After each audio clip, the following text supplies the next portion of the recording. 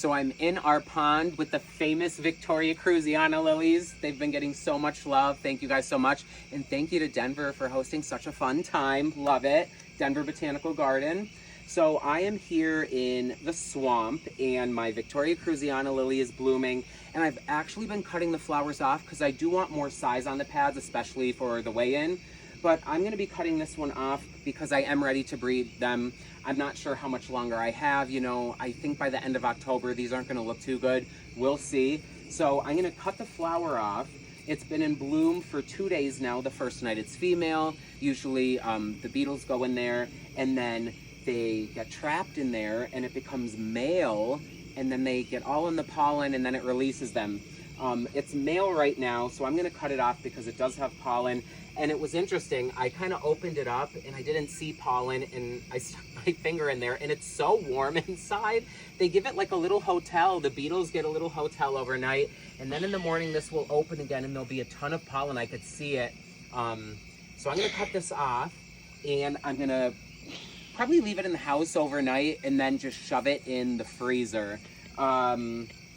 That's how I do a lot of plants. I did the spiritus that way. I do nepenthes that way. Just shove the pollen in the freezer, and when you're ready, dry it out for a little bit. Leave it out for maybe an hour or so, and then you could use it for breeding your plants. So I'm going to cut this off and just put it up the house, and I'm going to start breeding these because I want to make my own seed and see if I could get them bigger, quicker, start it sooner, and see where I'm actually finding that kind of room in the greenhouse. But we'll do it. So here I go. I'm going to snip this.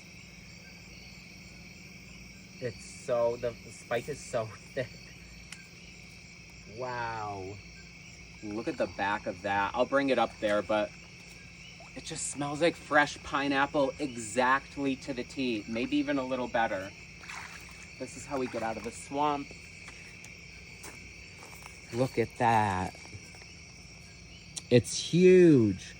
When it opened yesterday morning, it was pure white and huge, and then it kind of opens a little more and turns pink when the beetles are going in there and there's pollen to be made. So cool. Such a cool plant. Plants are so weird. So I'm going to go put this in the freezer. Thank you guys again for watching and giving the Victorias all the love. They're so cool, and they really have been a highlight of my grow year this year outside of the greenhouse. The nepenthes, there's nothing like them, but this was definitely a highlight. Thanks, guys.